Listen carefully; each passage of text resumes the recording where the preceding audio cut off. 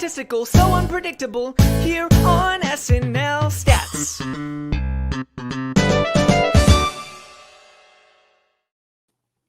Yes, that is right. Hello, everybody. Welcome to another very special week of SNL Stats covering some Brooklyn Nine-Nine. My name is Jon Schneider. I'm so excited to be live on YouTube at about 9:15 to discuss everything we've seen from episodes 3 and 4 of this last season of Brooklyn Nine-Nine. We have a great panel here to talk through it, and we are going to go to town on each other. So, introducing our panel here with us tonight. First up, it's Nicole Rovine. Nicole, how are you?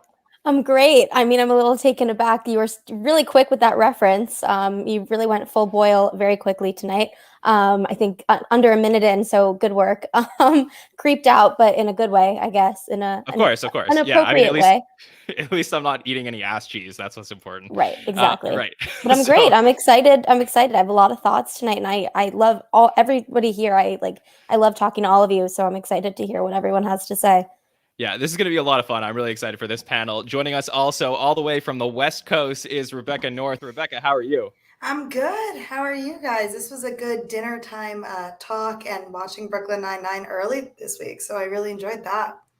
Yes, yeah, for sure. I'm excited to get into everything from these two episodes. And joining us already, I feel it. He has so many takes, and he's just already laughing, ready to go. It's TJ Randolph. TJ, how are you? I'm feeling fantastic. I'm really excited to talk about my band Digital Phallus Portrait. It was my band back in college, and just feel really good. Like Rebecca, I feel like I've gone to therapy, and I just feel like really good, you know. Yeah, for sure. All right, well, let's get into these episodes. We are live on YouTube right now, so we'll see if people are coming in and out. We do have a chat going, so if you guys have any comments or questions for us in the chat, feel free to put it there. We'll make sure to bring those up and discuss those as we go through everything over the next hour from episodes 3 and 4. Before we get into episodes 3 and 4, I'd love to hear the panel's thoughts on Brooklyn Nine-Nine, as like a whole, and what they're thinking about going into season 8 and what they've seen so far. So, Nicole, start with you. What are your thoughts on Brooklyn Nine-Nine from what you've seen so far and as a show? Yeah, I mean, I have always loved the show. I watched it kind of here and there in its early days, and then it really during the pandemic was when I fully binged it. Like I'd always been aware of it. I've always been a huge Andy Samberg fan, but the pandemic, it was just the best comfort food. Like when I say pandemic, like really early stage pandemic, and then fast forward a few months and a lot of the kind of racial reckonings and conversations we were having kind of made it a little bit less of a comfort escapist kind of place for me than it was in the March, April. I was like, oh, there's a lot here actually that I want to think a little bit more critically about than the ways I had been before.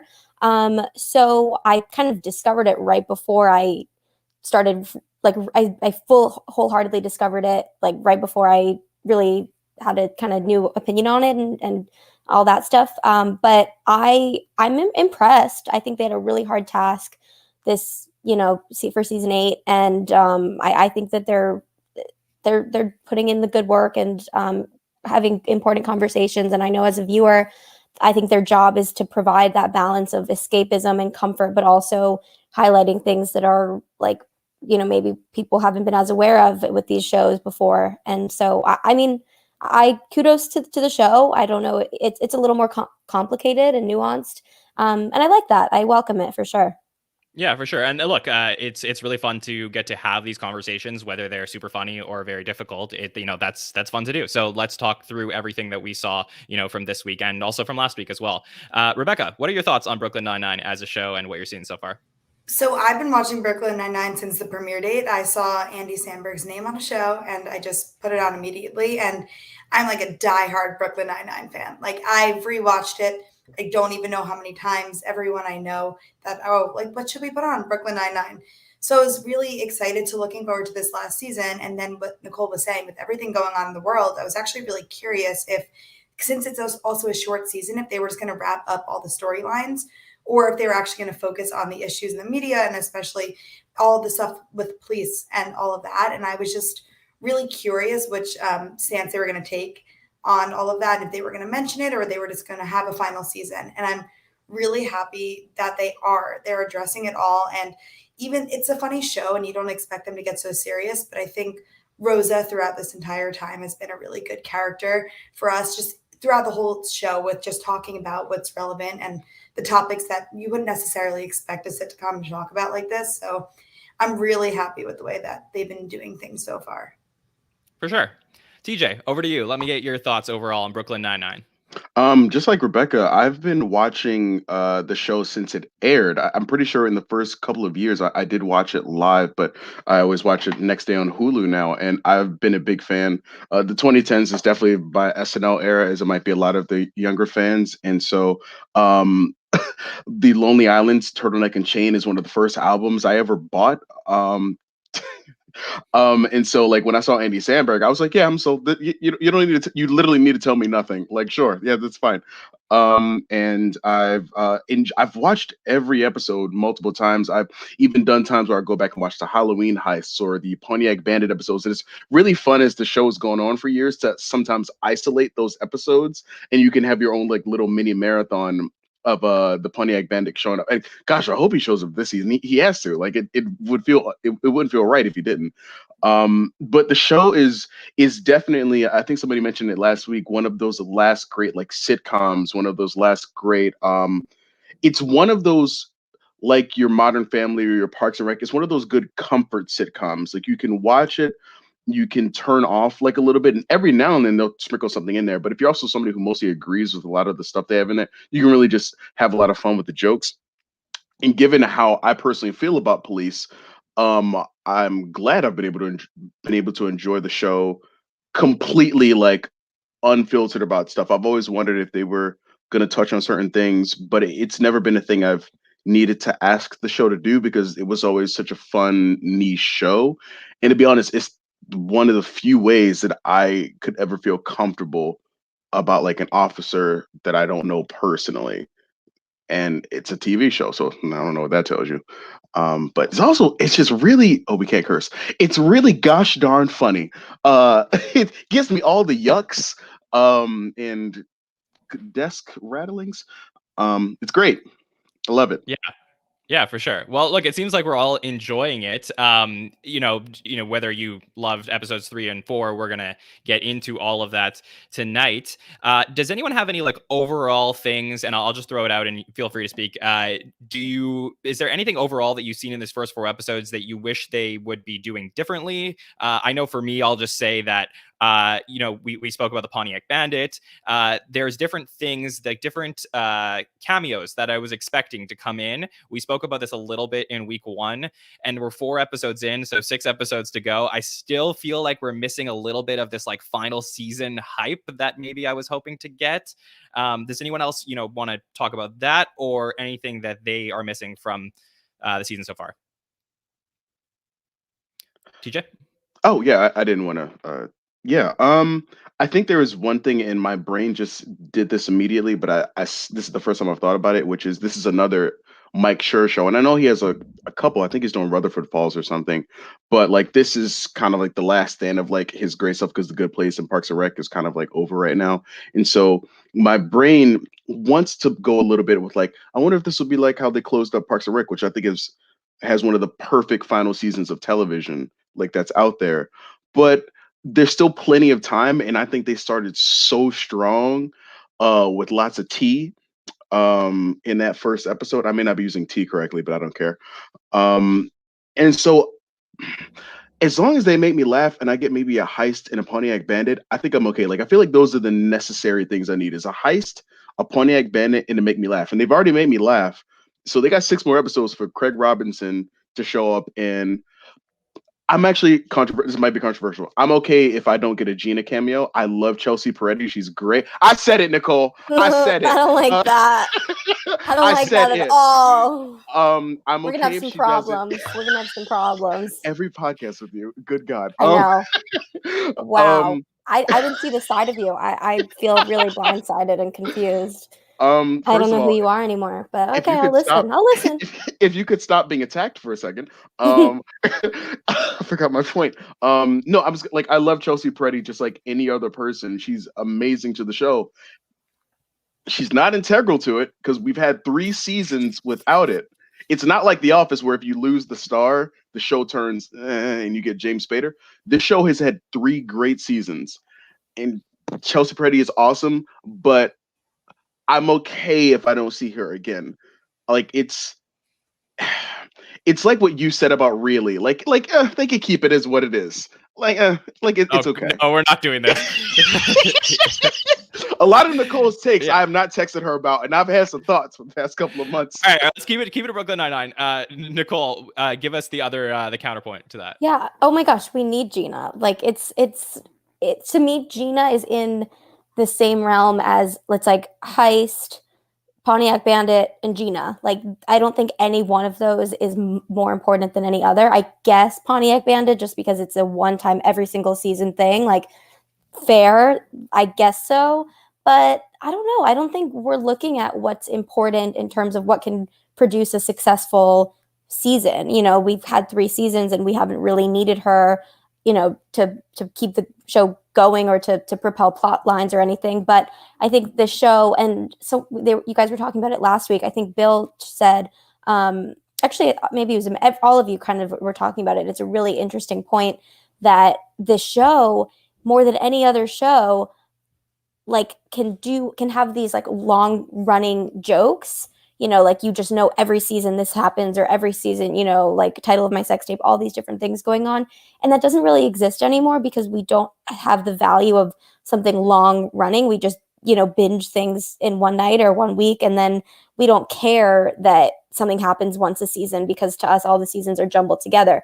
So there's something just so special about that. And so for such a nostalgic, sentimental comfort show, like it's just important to kind of pay tribute to its roots and to everything that has been important to it from the beginning. And you know, I think just because it's not necessary for the plot, that has nothing to do with whether it's necessary to close up the show and make us, you know, kind of give us everything that we want. So I don't think it's, you know, there are no plot lines that are necessary for her to come back, but I think it's every bit as necessary as, you know, like a plot line necessity for her to come back, you know?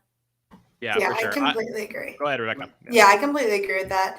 I think I would be upset if we had a final season without her in it at all, because if you look back to early seasons, she was the show and she really just was always there. And even the backbone, I mean, you see what she did for Holt, and like when she left, she was the backbone of him and technically then the precinct. And if you kind of look at it, everything's kind of gone awry since she has left. So I think it would be good for her to come back.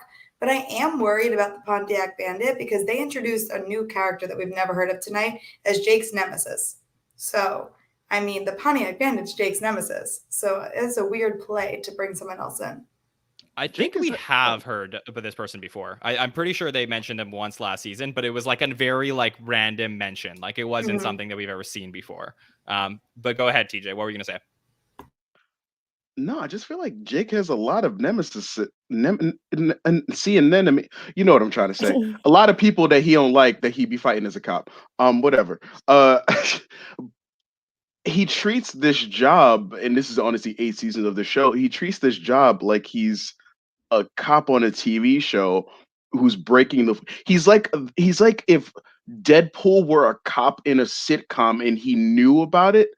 He's like he would be breaking the fourth wall about himself when he's getting like really giddy about the different things criminals are doing. And I never cared because it's really funny. But this was the first time I was ever like, it's a little bit weird to be getting giddy about like receiving coded like voicemails.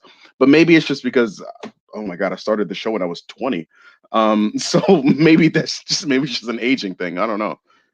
Yeah, for sure. Well, let's talk about these new episodes. I think that unless anybody else has any other overarching thoughts, okay, let's get into it. So we have, we're at episode 3. We're going to talk through episode 3 of the final season, and we see Frank O'Sullivan once more, who we saw throughout episode 1 of the season.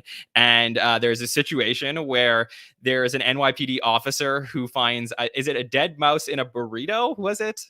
And they're trying to figure out who put the dead mouse there, and now the officers are on strike. The union apparently made this up as a power move. They have never forget burrito ribbons, and Holtz, you know, is kind of thinking that this is no big whoop. But it turns out that the uniformed officers are striking, and we start to see the blue flu. So the way that we did this last week was I, read out some plot points, and we had you guys jump in. So let me keep doing that. And guys, does anyone want to jump in on what we get to see in episode 3 overall, Operation Trident, or Pentadent, as Holt ends up saying? Go ahead, guys. I think the funniest line of these 2 episodes came from one of the first scenes when you have the pins, and then he was like, "Oh, this is the same exact color as my color line awareness pin," and that was just such a good. I just kept thinking about that and laughed a lot. So it was a good start to the episode. I think having this all was a very comedic take on some real life stuff that could happen, and they take it in a really dumb way where it's a mouse in a burrito, and then there's a whole uproar and strike, but this is actually reflected in real life, and it's so crazy that something like that could actually happen over a dead mouse in a burrito. So they do a really good job of discussing issues like that when strikes and unions, but they do it over a dead mouse in a burrito. So they just have that comic relief tied back to it, and like the pins and all of that. So I think they did a really good job here. For sure. And what was interesting to me, guys, I don't know if you felt the same way, was, obviously episode 1 was a lot about, the issues that were happening with police, especially in New York City. Episode 2 was more about going, the relationship between Holt and Kevin.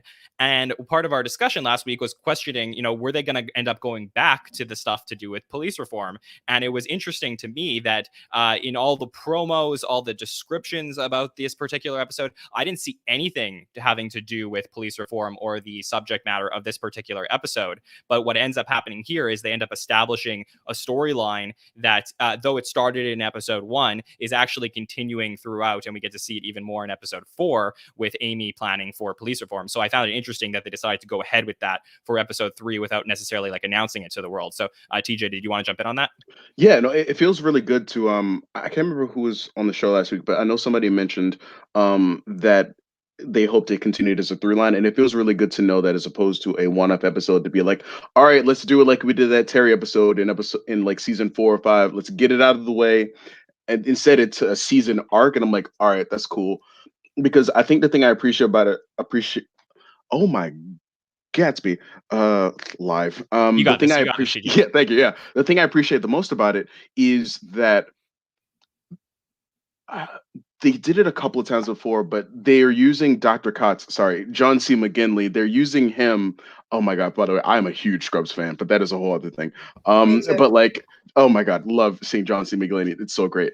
John C. McGinley. Anyways, they are using him, and then the redheaded police captain from last week, to be like, hey, like these are the people that do like this is realistically the people like this that like exist in the police force. And they've always like had a few kind of like jerks and stuff like that, but they're kind of putting more prominently, because I didn't expect Dr. Cox to return, sorry, John C. McGinley to return. They are purposely putting him in there so that like they're like, hey, so this person does exist like in the police force. This is somebody that we have to deal with. And then they're taking our protagonists and trying to make them the heroes that want change, which fits in well with the past 7 seasons of what they've been doing. So I think it's really cool, because it absolutely allows them to address some of the BS of what's been going on, just by bringing another character and just using them to represent that, rather than making our own characters betray themselves. Like if we had Amy, like we know Amy loves rules, but if we had Amy go like all lives, or like, sorry, if we had Amy go all blue lives matter on us, don't do my girl like that. Come on now.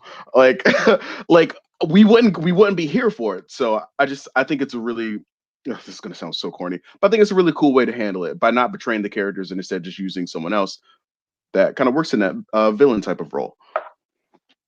For sure. I think that I don't know. Yeah, I don't know if I'm trying to like gather my thoughts. Obviously, we're doing this live, so it's hard to, fully formed thoughts about everything. But I did feel that I'm glad that they continued the storyline. I did feel that episode 3 felt more frantic in its pace and in terms of the stories that they were telling, as opposed to episode 1. It really felt like a beginning, middle, and end.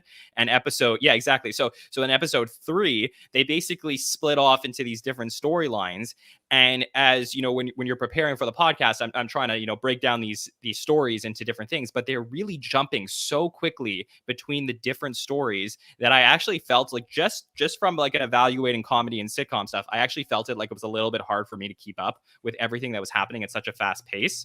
But I am glad that they did this, and I want to get into those storylines, but I just really felt like it was like go very quickly, and they were shoving a lot into one episode. I totally agree with that. I thought that I mean, as we know, you guys talked about it, they scrapped 4 episodes, you know, when things were going on, and they kind of wanted to rewrite the narrative for the first few episodes and for the whole season. And honestly, to me, how this felt was the first episode felt like purely like very crafted, and like the tone was good and everything. And then the second one felt like when they have an isolated away from the precinct episode, whatever. And this one was just, so after those two, there was a very specific kind of tonally like well received, I think, one. And then there was there are these two kinds. This one, I was like, how are they going to reconcile the tone? Because those two were so specific.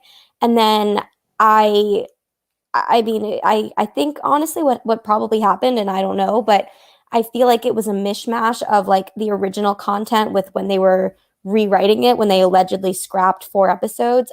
There's just no way that the third episode was written like from start to finish, like with the intention of everything in there fitting together. It was like it would make sense to me, and I don't blame them. If I were in their writer's room, I'm sure we would have mishmashed our old material and our new material, but that's how it felt. Like I wouldn't believe them if they told me otherwise, to be honest. I was disappointed with the lack of like tone cohesion and the just messiness. And like I think we're all like fast-paced, like quick, smart people, and I feel like everybody here, we weren't like keeping up in the way that we would have liked to, or the way we usually do. It was like these things just it wasn't as satisfying and like clean as usual, and I think that's why. And again, I don't blame them. If I were in that room, I would have been totally a part of that, but that's definitely what happened.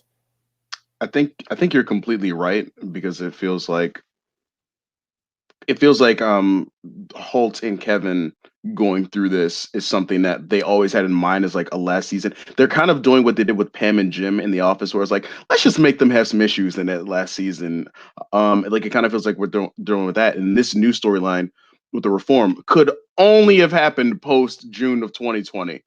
The question is like, how could they have made these 2 seasons more cohesive? Because it's almost like they could have just done like a run of 5 episodes, done a sprint, like done a mid-season break, and then come back and do their own arc. Maybe is it because we're getting these 2 episodes and it's like a mismatch? Does that make it feel less like, would we appreciate it more if we had this like Brooklyn Nine-Nine, the miniseries, a 5-part arc on the darkness of police reform? Like, is it because we are jumping so heavily between such a serious, strong topic and then a heart-wrenching like topic? I don't know. That's rhetorical, I feel. I don't know.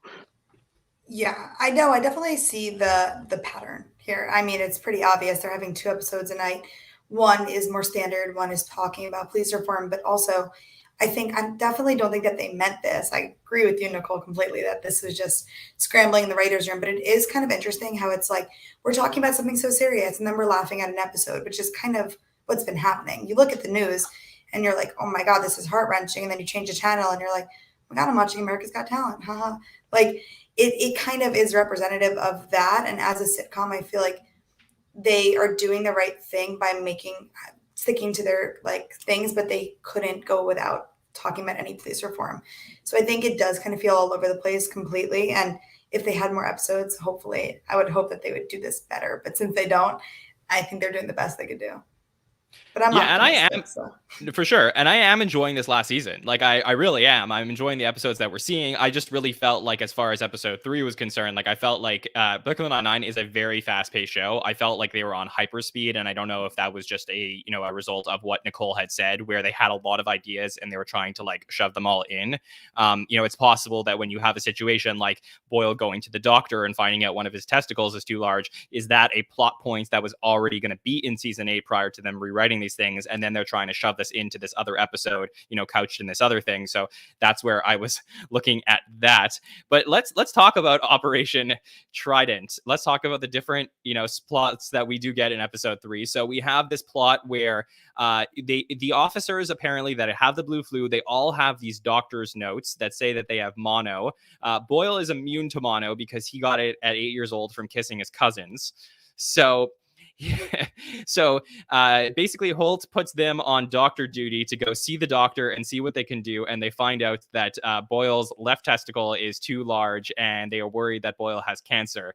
And this was wild to me because I was like, are they gonna set up a plot point where they're gonna kill Boyle in the final season? Like, that's what I was worried about.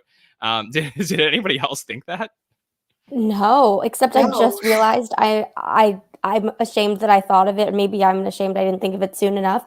But the parallel between the phallic portrait and the testicles, was that really obvious, or am I late to understanding that? I was like, they did both of those in the same episode, so maybe they were meant to go together. That makes me feel better. I think male writers just like dick jokes. They're just yeah, that fits. Yeah. I want to find evidence to support that all these plot lines were written together. So it makes me feel better that these dudes did that. So there we go. Yeah.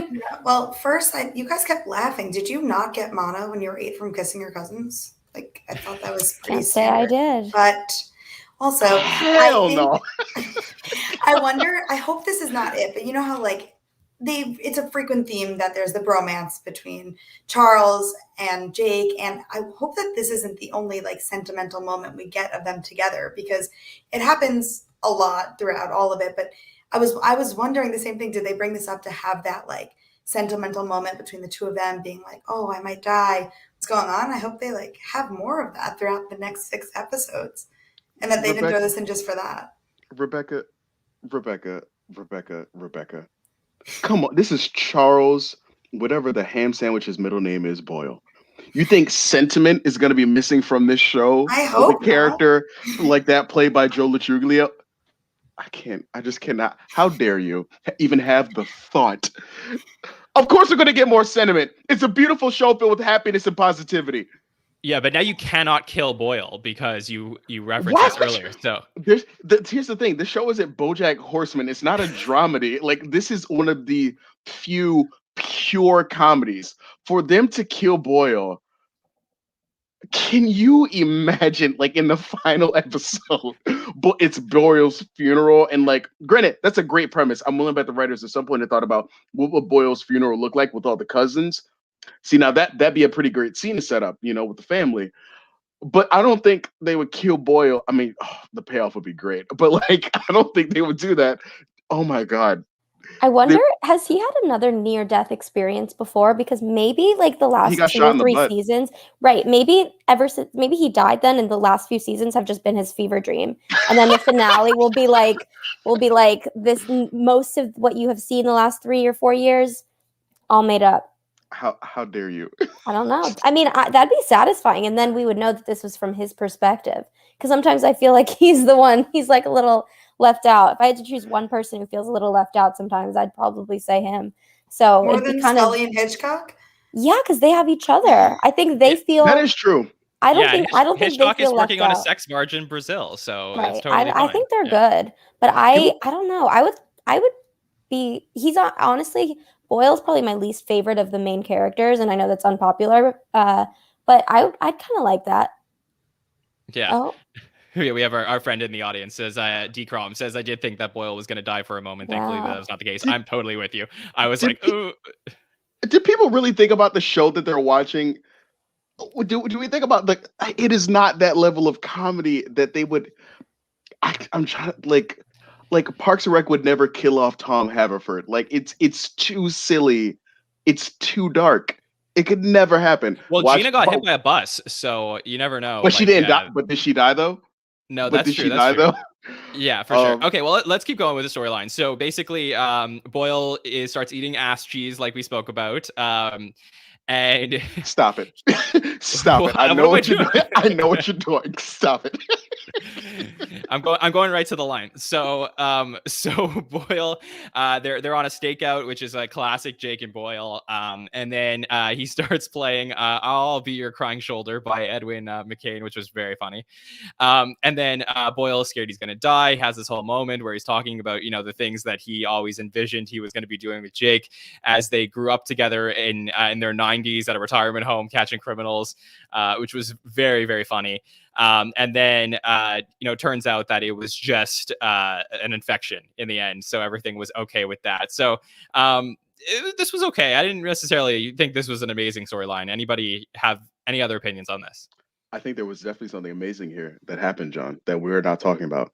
Okay. Charles Boyle, and I don't think anyone expected this. Charles Boyle rocked that fur coat, and we're not talking about it. That's important to bring up. I'd agree. Thank you. Yeah, I appreciate you agreeing with me. Thank you. I'm glad you brought that up, which is rare. Yeah. I rarely agree with you, but not only do I agree with you, but I'm grateful that you brought something to the conversation. Wow, progress. Wow. First of all, all right, let's not explore that. I agree. So yeah, so by the way, Nicole and TJ love each other. They're best friends off the podcast. They're just do we? Do we? My best friend is right here. We like to push each other's buttons a little bit. Of course. So then we have this other storyline, which I would love to talk about, which is between Amy and Terry, and they're supposed to keep crime down, except Terry has a stomach bug, and they're not sure what to do. And they start talking with Holt, and Holt tells Terry, you know, if he says basically, you're not tough unless you fight through the pain. And they send Terry home, and he ends up learning that they find out where the sick cops are going because he ends up seeing his doctor, and then they think he's sick, and they invite him to this meeting. And he goes and he records the meeting, but it turns out that his stomach noises are taking over this recording. So it ends up being Holtz ends up hoisting his own petard. I think I said that correctly. Anything here on the Holt, Terry, and Amy storyline that we get to see in episode 3? I just think that they love to make like the juxtaposition of Terry being weak all the time and him whining and all of that. So I see in the comments what was up with the Terry tummy storyline. And I think it was just a way for them to be like, oh, we like all the storylines were like, we almost solved the case, but we didn't. We almost solved it, but we didn't. So I think that they just like making him look weak because it's funny. I mean, it's comedic that this huge man can't run. He has no cardio. His tummy hurts from eating something wrong. So I think that was just their way of messing up like the solve in this case here. So I thought it was funny. I agree. It sounded like it felt like a plot line that it felt so familiar, like it could have been done before. You know, if you told me, oh, actually they did that in season 2, I would have been like, oh yeah, you're right, I forgot. And then been like, you know, I would have believed you for sure. It is pretty on the nose for what they do with Terry. I agree, Rebecca. He's the perfect example of how the show really subverts stereotypes, and like something you expect out of a character or caricature will like transcend what would be obvious. So like this, like, you know, the big tough guy thing is really actually the softest character on the whole show. So yeah, I mean, it was a little on the nose. It didn't make me laugh that much just because it was so right there. But I mean, you know, it felt very Brooklyn Nine-Nine kind of at its core. So I appreciate that. I think I have 2 thoughts on that. I'm pretty sure in interviews that I've heard over the years that Terry Crews leans into that and kind of asks in order to, like, my earliest memory of Terry Crews before, like, Everybody Hates Chris. I don't know if anybody used to watch that when they were younger, but even before that, I think some of y'all know what I'm about to say. White Chicks. When he's singing that song, I don't know what the hell that song is. 1,000 Miles. Oh my gosh. Da-na-na-na-na-na. Yeah, no, I know the song. Every brother knows the song. I don't know if any brother knows the name of the song. Like, but we know and remember Terry Crews during that moment is just a milestone in Black masculinity. You know, I love that. That's when I think of Terry Crews, I think of that first as kind of as somebody who's a big fan of Black dudes not necessarily needing to be like hood brothers or like these really strong like silent types. I say as I'm actively holding a Pokemon plush right now to the listeners. Because I like cute-ish and I'm an adorable person. As somebody who's a very big fan of masculinity not fitting into this like only alpha or like athletic role, you love seeing what like Terry Crews and even what like Andre Brower do in those roles. And I'm like 95% sure Terry Crews is aware of it and like is for it and wants it. Like he likes it. Like one of my first notes from the fourth episode is Tiny Terry. Just the like he speaks in the third person. He's silly. Like it's a lot of fun. And but it's not like making fun of the character. It's more just having fun with like those types of perceptions, and I really appreciate that. Yeah, I had like another thought, but I can't remember what it was. Yeah, it's all good. So basically what happens is they decide to bring in extra officers to man the streets because there's nobody out there. And they end up bringing in a bunch of Hitchcock and Scullys from all these other precincts. And this was my favorite part of this episode in terms of just like pure comedy. I just thought this was so funny to see all the Hitchcock and Scullys giving each other back massages in the back room. And the real Scully is just like, I've never had anything like this in my life before. Just so excited. They end up giving them pedometers to go out and check their steps to make sure that they're actually moving. But turns out they all went to a massage, like a place with massage chairs, which I didn't even know that was a thing. I didn't know that you could fake your steps by going to a massage chair. But I thought it was great. It reminds me of like on Wii Tennis. Did you guys play on the Wii? Like you could do any sport sitting down. Any of those sports, bowling, tennis, golf, baseball, boxing, all 5 you could do sitting down and excel. It reminded me of that. And I love my health app, like tracking my steps. So sometimes, you know, when I'm trying to like break my 10,000, I do like a little walk in place thing. Like, so I appreciated that. I love that. I love I thought the visual gag of all those men jiggling in the chairs with the pedometers was the funniest sight gag of that episode. Just visually, it cracked me up. I also love that from like mostly from like season 3 on, I think, when it kind of regularly gave them more like lines and stuff. But like Hitchcock and Scully are the kings of doing nothing to like an academic level. It's incredible. Like honestly, there could be like extra. They don't need to do this because it'd be more work on their part, and maybe there is because NBC will ring their actors for work. But like I absolutely could watch like them give like BuzzFeed tutorials on like how to do nothing. It'd be incredible. Oh my gosh, it'd be fantastic. Yeah, I think Scully and Hitchcock are just 2 characters that can literally not even say anything and we're going to laugh at them. So multiplying them was just a smart way to get laughs. Because if we're laughing at the 2 of them doing something, we're laughing at 10 of the 2 of them doing something. So even just the 9-9, they hold up the back scratchers. It's like the dumbest thing. They do 9-9 all the time, but we just laughed both times that they did it because they're so easy to laugh at. Yeah, it's really great. And also, I get a bunch of steps on my Fitbit over here from podcasting. And I'm always thinking to myself, I'm like, how does that work? You're kidding. No, I'm not kidding. I literally, like, there's times when I'm on here and then I feel it buzz when I get to 10,000 steps. And I'm like, how did this happen? Because I must be talking with my hands a lot. That's happened to me. That's happened to me when I've been driving before. Like I'll know that I'm close to like my goal and I'll be driving and then it'll say like, hey, you just hit like your goal. And I'm like, how in the hams? I am in a vehicle, sir. Like I don't know how it does it, but it cracks me up. Like it'll like I'll be actively driving. Oh my God. I'm such a steps person, so I'm gonna just write all these down and steal these ideas. I'm that girl that it's like gotta get my 10,000. You could also be the girl that just gets up. I mean, I am, but okay. I usually am, but yesterday, I have to. At the end of the day, I have to do a little walking place. Walking city, like. Yeah, but like last night it was like 11:57. I was doing a face mask, so I I was just walking in place while the face masks dried, and like I had to do my whole thing. I got like 10,011 by the end, so it was perfect.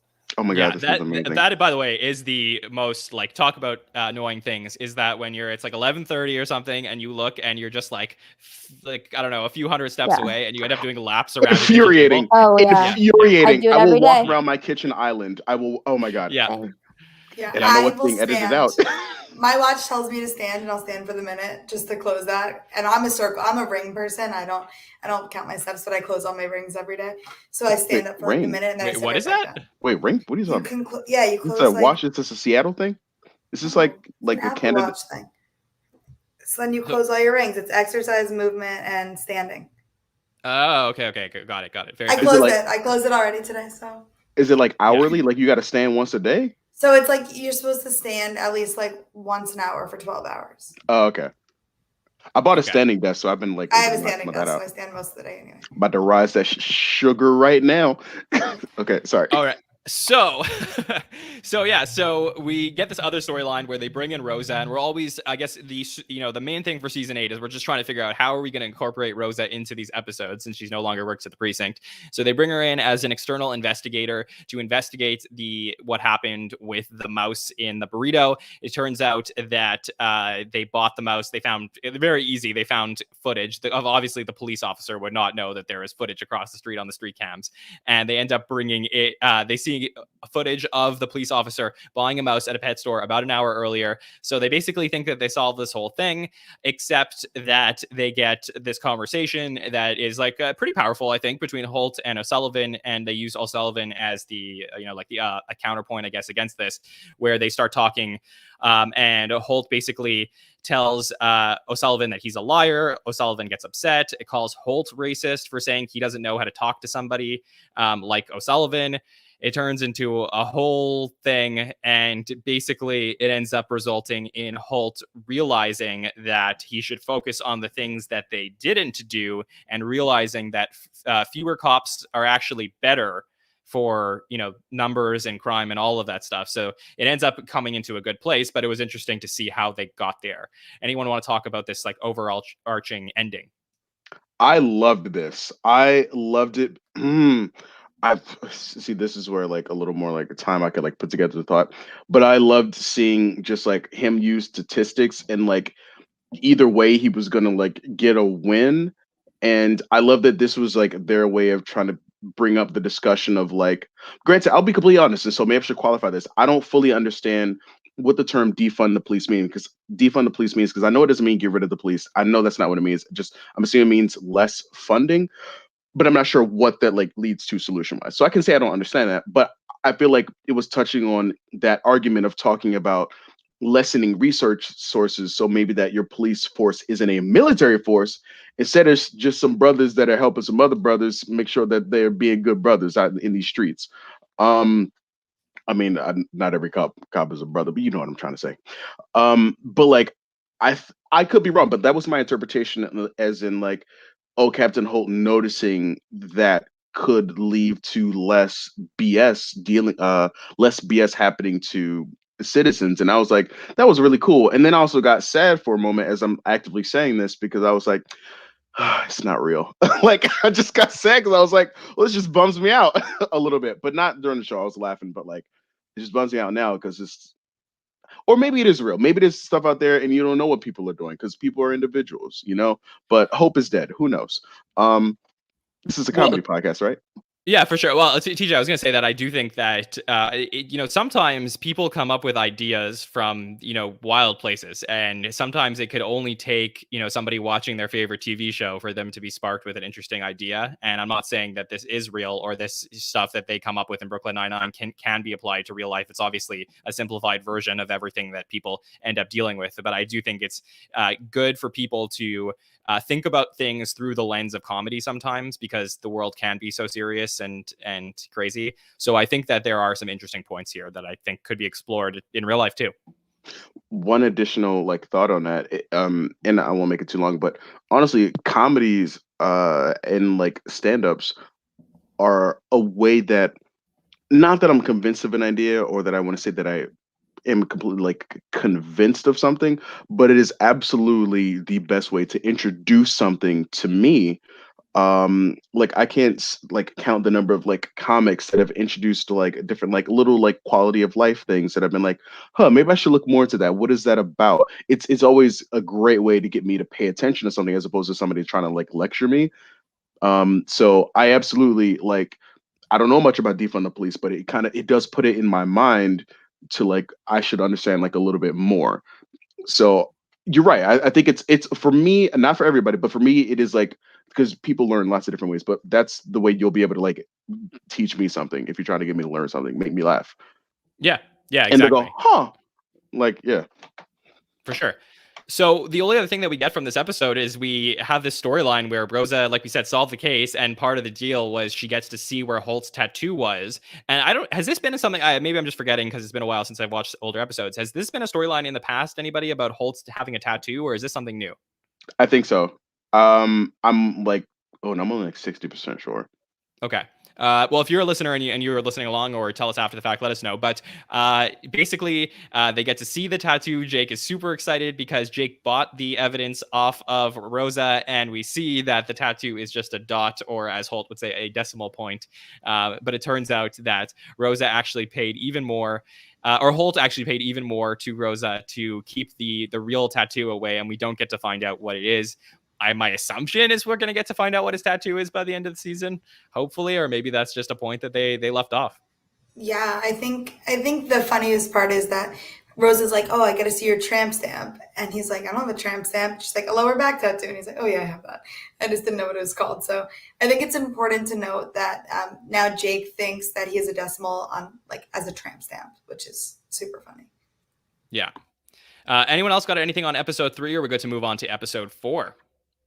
Wouldn't it make more sense for Boyle to have the tramp stamp?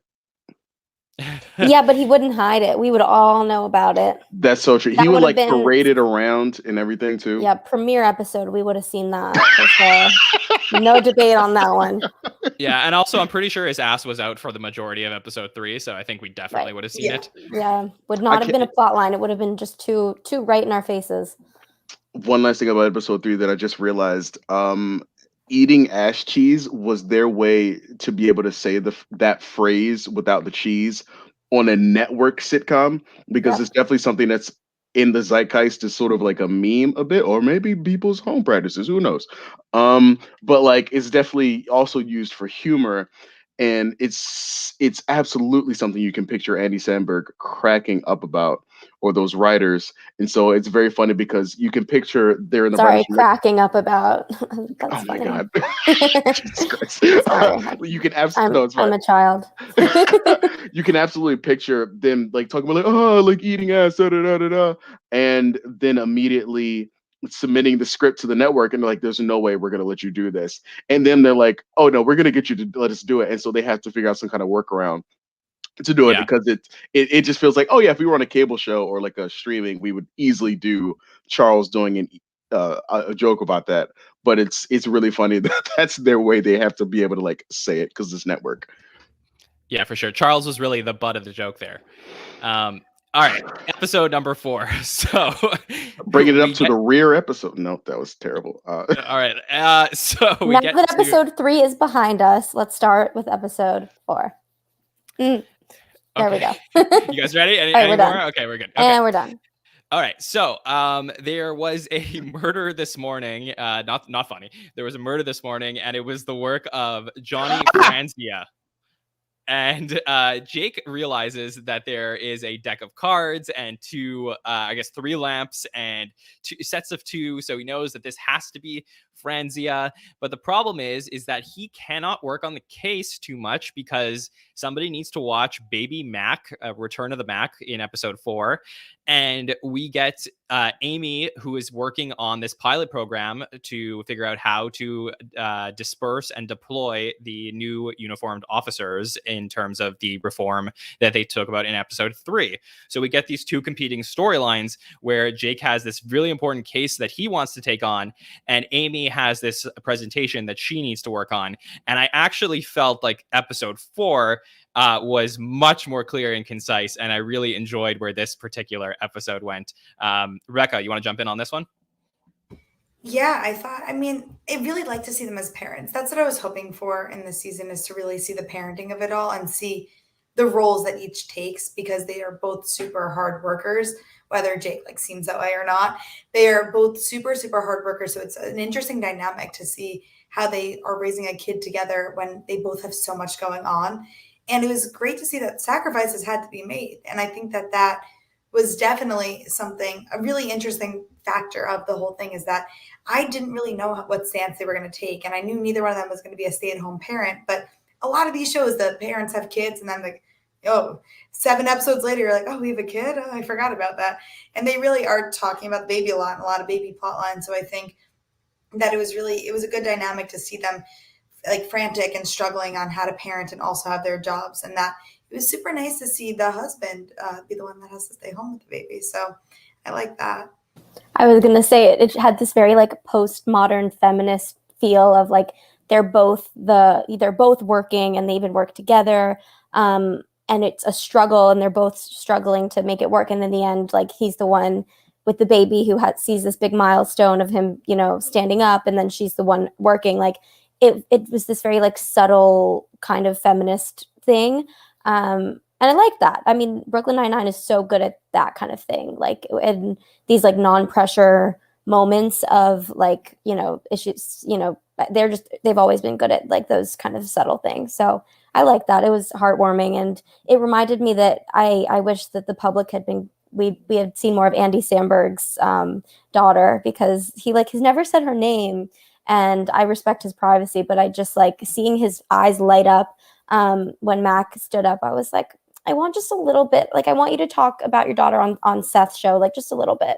But I respect his privacy. But I just was like, oh, he's a good dad. We're not getting a Cosmo Joe situation with Andy Samberg. No. Yeah, exactly. Sadly not. Yeah, go ahead, TJ. I'm a sucker for like any really sweet like dad moment in like a movie or a TV show. Like, oh my God, like it puts me in my feelings. Like it really does. Like any like moment of like a dad just being like proud of their kid just turns me to mush. But I kind of feel a bit of contrarianism a little bit here.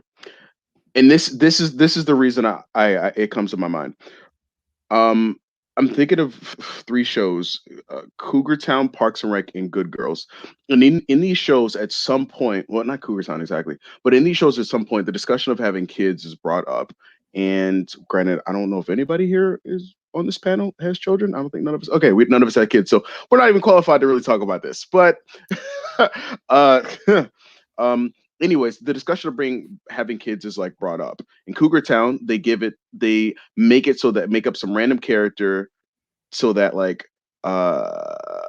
Courtney Cox can have a kid without her having to like be pregnant on screen. Amy Poehler in Parks and Rec, they do the time jump. And then in Good Girls, the lead actress, I can't remember what her name is, great actress from Mad Men. She has kids, but it is not the main plot line. And the kids show up sometimes, but it is not like the main like thing. I guess I did for the first time in a while. I was watching a show when they didn't exactly like even like show the kid's face, only like a little bit of the body. I really thought for a second, I was like, oh, they're doing the thing where they're not trying to make it that just because they've become parents, their entire like they have plot lines that they have to force in. And so I thought they were going to treat it like those shows did, where it was just like, we're going to see the kid and the kid exists, but like they're still going to have like more workplace stories rather than like family stories. Not that that's a bad thing. I'm surprised that they actually acknowledged the child and made the child a piece of the scene, and then also like show the child's face, because I was with those more recent shows kind of taking on takes of, not making, Amy turn into like a stay-at-home mom, or making the female character or making the parents like go into like just like parental gender roles. I thought they were going to try to subvert again, which I think they kind of did, because they still made it like a full-on work story in a way. But I was kind of anticipating them not acknowledging the kid, so I was surprised when they did. Yeah, I think you were talking about Christina Hendricks as the actress that you were. Yes. Oh my God, Good Girls, fantastic show. Yeah. I just wanted to make sure that for anyone listening and yelling at their phones. So basically, what I loved about this episode 4, I think this is what stood out to me, is that there's these 2 competing storylines between. There's obviously a third one which we're going to get to, but there's these 2 competing storylines between this case against Franzia, and then there's also the storyline about Amy working on this police reform. But it's all really the plot points are really about Jake and Amy. and it's all about, them together and them with the baby situation with should they give Max screen time, and should they what do they do about lice at the daycare, and talking to their families, and they end up at one point putting maple syrup in their hair, which, by the way, I didn't know that was a thing. Did anybody else know that was a thing? No, I've gone through my fair share of lice trauma growing up with going to camp and at home, and I've never done that. I've done olive oil in the hair and Cetaphil face wash, but I've never heard of maple syrup. Hopefully I'll never have to try it, but I mean, good to know. So I thought you had to shave your head. I've never had lice, so I don't know, but is that not a thing? Is that just a myth? Okay. I don't think you have to shave your head. Jon, I think a lot of guys do because it's easier, but I don't know anyone that shaved their head from lice. Jon, Jon, I don't know if there was actually maple syrup is what they had in the hair in my broadcast. I think that might have just been because you were in Canada. Yeah. Maple syrup, and I said That's maple a good syrup. one. I was gonna say Yeah. my first thought when you said that was I don't know, but you're you said by the way. Did anyone hear that in Jon's voice? He had this sort of Canadian flair when he asked about the maple syrup. So I'm so glad you had a good joke there, TJ, because I heard you're Canadian more than usual when you asked about it. So That Jake was and a good Amy one. didn't walk over to a tree on the street and just get some maple syrup? Yeah. Yeah, no, it was actually bacon grease in our broadcast here in the States. Yep. Right, yeah. Just exactly. mayonnaise. It was Mayonnaise, yes. Wait, what's that from? Because that was definitely in a show somewhere. Someone put mayonnaise on their hair for something. Yeah. That sounds like something that was in the pilot. Yeah, we're gonna Yes. we're gonna figure that looking out. it By up the way, right now. Look it up. I've never had lice. Same. Me neither. Okay, all right. So Rebecca is the odd person out. Yeah, she's Yeah. the lice-headed. Rebecca- No, I Yeah, never had it the until lice I and only did this. But it's I a did thing this when you one go to time. school with people. Why you and, get like, lice so much, Yeah, you Rebecca? have to treat Wait, yourself one anyway. person at a time. If Too a many people. certain I number never of had people lice. get it. I never had lice before, but and then You everyone said was- lice trauma. What is Yeah, lice because trauma I mean? was It's collective there were always trauma. just people near me that had lice, and you Yeah. do the Girl. Cetaphil as a preventative thing. It forms a thing around your head, and then the olive oil is also preventative. So it's even worse, and you don't even have it. And you have to do all the treatments. It's collective shared trauma. Yeah, with Yeah. school. I Okay. we always had the lice checks, and I never had it, but I think if a certain number of people within a classroom or something got it, then everybody had to go through the process. But I never had to do that. But there's lots of I never had that trauma happen for a before. lot of people around lice, for sure. And it was embarrassing. It was if you, I mean, I didn't have it, but so I don't know. It was embarrassing for other it people. seemed embarrassing. Everyone was like, "Oh, lice like clean hair, so if you don't have it, you're dirty." And I was like, Yeah, that "I'm was not such a dirty, I don't have thing. lice." But also, I see in the comments here, Meredith in season 9 of The Office did have mayonnaise in her hair. Yes, thank you. That's what There I we was go. thinking. There it is. Also Oh big my head gosh. and And she did shave her head. She shaved her head. Yeah. That's what was There the we whole thing. go. Okay. That tracks. Thank you so much. Okay, so we figured that out. Yeah, but so anyways, but for me, it was actually only in summer camp that they ever checked me for lice, because that would typically go around at a summer camp. They check for lice, and they check for, I don't know if you guys have this down in the States, they once checked for impetigo. Did you guys have that? Okay. Yeah, my What- summer camp had lice and impetigo. What is Thank that like? What is that, like a potato dish? It's Is like that a little, it's a little kid skin thing. It's Oh, like like a rash eczema? basically, but it's really contagious. It's a And really I've only ever contagious seen it with lice. little kids that have it. I've never seen. I've someone never with heard of it. that in my life. I've never heard of that a single day in my life ever. Look it And up. it- It's cute. Oh my god, It's it's cute. it's a cute rash. It's so cute. It's trendy. It's trendy. Chuggy. It sounds chuggy, actually, not trendy. Oh my god! I saw it on the Explore page. It was on my FYP on TikTok. I put it on my Pinterest board actually. right, I'm guys, hoping I can so- get it at some point. So except for even though I did say maple syrup and not regular syrup, I just want to clarify that unlike Scully, this did not make me horny seeing them put the maple syrup on their heads. So, Yeah. Well, good. Thank you for telling us all.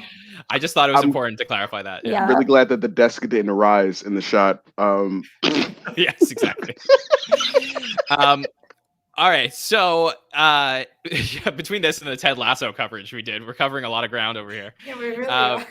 Yeah. So then there's ants in the bed at 3 a.m. because of the syrup. It's a very funny scene where they're freaking out, and then they have this whole thing where they're trying to figure out what to do. They end up bringing in a few different sitters. They interview them at the precinct to see if it was possible to have one of them. They all are super creepy. One of them ends up giving them a toy. I think it's a toy giraffe and I think it's a lion. a lion. Okay. Yeah, I think so. Yeah. So then they end up figuring out that it turns out that the police station was bugged, and the bug was actually in one of the toys, and one of the sitters ends up being Franzia the entire time. So that was great. I did find that Amy does her presentation also at the same time. She's preparing for it. She finds out that she has to hurry up. So it all ends up like culminating in this moment where Jake and Amy are trying to figure out who gets to go to the presentation and who gets to deal with the case. Jake decides to be, the good dad and watch the child, and Amy gets to go to the presentation, where she goes and she meets Austin Grant, who is the hot dud. He's a HUD. He looks great in his uniform, and he is there for the presentation. And she goes with Terry in her nerd outfit. And and then she goes in, she kills the presentation. Terry ends up pouring water on Austin Grant's pants and ends up not going ahead, working well with the presentation. So they end up winning. Amy ends up winning the presentation. So that was basically the storyline there. But I thought that the moment where they were in the precinct and Amy and Jake were arguing about the whole thing was one of the funniest moments in, that I've seen in the 2 episodes tonight. My biggest question, guys, is why didn't Terry take Mac? Why did Terry have to stand outside at Amy's presentation and Jake couldn't go off? I had the same question. I mean, so that the woman could go work and that the man could stay home. It was for the storyline. I mean, it was an unnecessary thing. But. Yeah, I think we needed that visual of like it was really good physical comedy. I thought Melissa, whose birthday it is today, and Andy's was yesterday, but I thought she was like really a star in terms of like her physical comedy with like her expressions with her hair and like the glasses. Like she was really like just bringing all that stuff to light. So I thought it was a cute moment that I'm glad that like the two of them shared together. So yeah, for logic aside, I thought it was like, it created some cute moments and some good comedy with that. It was the two parents. For sure. Amy did 3 awesome things in this episode for me that I really, really dug. The whop on the butt was the funniest.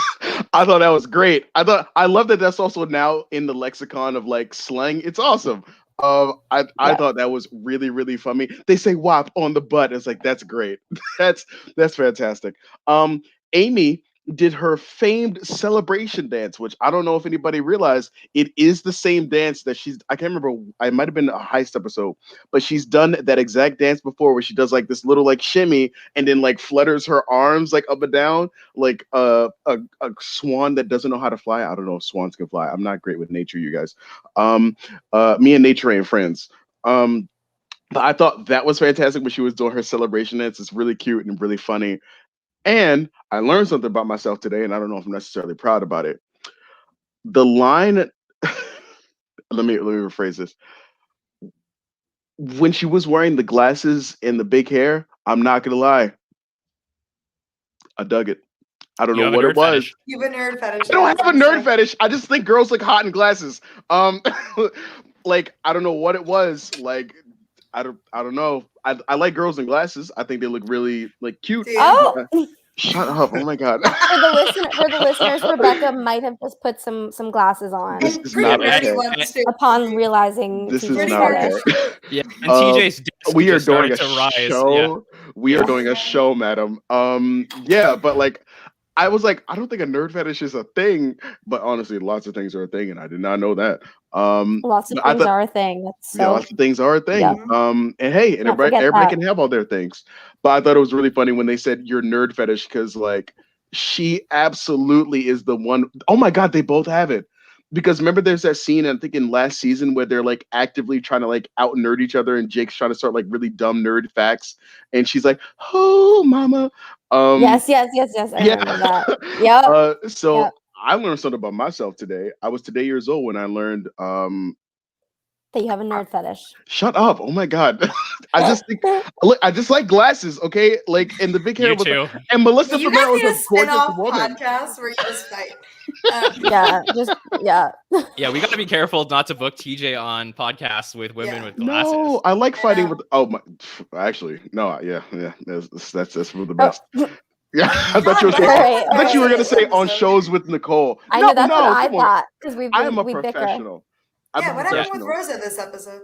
Yeah, let's get to Yes. that. So Yes. this is our last Yeah. storyline from episode 4, which was Holt decides to move in with Rosa because therapy has been not going too great, and they end up deciding to get drunk, which I think was great. I do think that we possibly had some drunk scenes with Rosa and Holt that were filmed, that were cut. Totally. And I really missed that. I really felt like that was something that I wish we saw. Me But we basically too. get like the next morning where they are hungover, and then Holt realizes that he sent a dick pic to Kevin while he was drunk.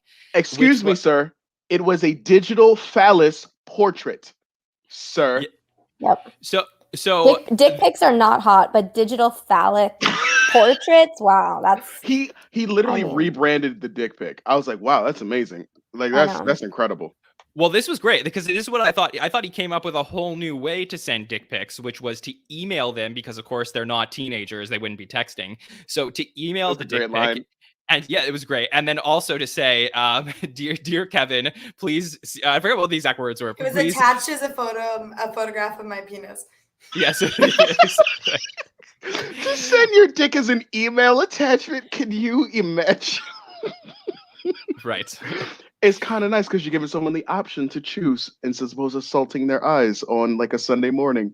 Oh my god. Now, I myself have never received a dick pic, but if I did receive one by email, I feel like I would be more open to receiving it than by text. Would you not agree, panel? not at all. No, man, bro, hell no. Oh my gosh. I wouldn't Oh be- my I wouldn't God. be I mean, upset. depends on what I have like 11 emails and they have various, owners and use, like I don't know who can look through my emails, but yeah, I'm I okay don't with it. know.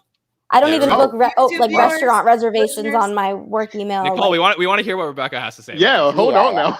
Oh, I didn't think you'd say something interesting. Oh I my just god, think tell. I think an email's a nice way to do it. What the? Like TJ Patana- said, it doesn't just pop up. I mean, I've never had this experience, but I would be really intrigued. Well, if you I never got been an sent email. one?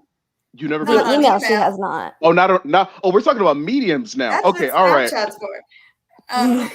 That is certainly what it is intended for. That is what I don't know. I people thought that use this it was for. so great. Anyway, I think that the way I just like when Holt doesn't do typical Holt things, but in the most Holt fashion. He never Totally. loses that. He's not this dry character, which 8 seasons we know this, but every time he does something that would be out of character, it's still in Holt fashion. So I just really, they're so good about it. I mean, that was incredible, this whole scene. Yeah. You got anything, TJ? Yeah, I know it's not what we were exactly mentioning, but I just keep thinking about the Fanny Slap song, and I've never been more uncomfortable in my What song life, was you this? guys. You Oh, don't that was remember? Okay, not that didn't pass the vibe check for me. Actually, thank you. It was the one of the 3. There were 3 babysitter interviews, and they did it in the interrogation room, which had a funny kind of undertone to it. And Okay. one of them had this like creepy song, and it was like, is the comedy really worth the creepy there? I would say no. I would say I'd rather have seen the drunk Rosa and Holt stuff instead of that little montage of like creepy babysitter interviews. That's a good But- point. There might be like eventually, maybe at the end of the season, there might be one of those Hulu extended episodes. Actually, Yeah. I know they used to do that I with hope Parks and Rec. Yeah. Yeah. Yep. So let's just wrap up the storyline because I don't want to go too long here. But basically they end Like up that going. palace. Yeah. Okay. And they end up going to Kevin's house and I guess Holt's house as well. I'm not sure if they're still living together, what the situation is, but they end up going and they end up getting a book and Kevin walks in on them. They're trying to delete the email before he gets to it because Kevin only checks his email once a day at like 4:30 or something like that. And they end up deleting the email. Kevin finds them and they come back to Rosa's apartment. And Rosa explains to Holt that she believes that Kevin was disappointed, that he was only there to, read a book or to check what Rosa was doing. So he should really, change his behavior and show Kevin how much he misses him. So he decides to re-email the dick pic over to Kevin. And to my understanding, he gets a scatter plot back. Is that some type of code? Like, did he get a dick pic back? Is that what we're talking about? No, I truly believe that he got a scatter plot with a big data set. And also he ended up texting it to him. He ended up texting it to him in that like last scene when he was just sitting there. Rosa, who we never see that like kind of emotional side of her, is like, he misses you. He like, before she's like, send a dick pic. And then she was like, oh, why don't you give him like attention and say that you miss him? And he's like, I just texted him a dick pic. And he sent me back a scatter plot. And I was like, this is so good that was his reaction, immediate reaction to the dick pic. And Holt loved it. I mean, a big data set. Actually, honestly, I wonder if that's one of their names for each other. Big data. That'd be It's cute. possible. Like Yeah, Big Daddy, Big Data. Yeah, big. Yeah, that's not a That's bad kind name. of cute and It is. could be sexualized appropriately. I Yes. think it works. Thank you for approving my I sexual approve. nickname. Yeah, I don't thank always you. approve of you, but this time I do. What is with this? I don't know. You guys all egg me on. I like it. But yeah. What is happening here? I am All right, holding. Man, Okay, wait. Hold on, TJ. Okay, let's wrap this up. Okay, so 2 storylines that we get to see. Let's talk about this. Nicole, give me either a number or letter grade. Like, what were your overall thoughts, episode 3 and episode 4? Okay, go ahead. Episode 3, B-. Episode 4, A-/B+. Okay. Rebecca, what about you? I'm such an easy, like you can amuse me easy. So I was going to say a B for episode 3 and then an A for episode 4. Okay, TJ.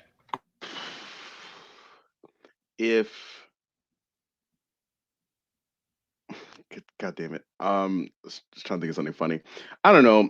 I missed a bits of like episode 3, so I don't know if I can grade it fairly. So I'm gonna say like a B-. Episode B, regular B, because I like that scene with the stats with Holt.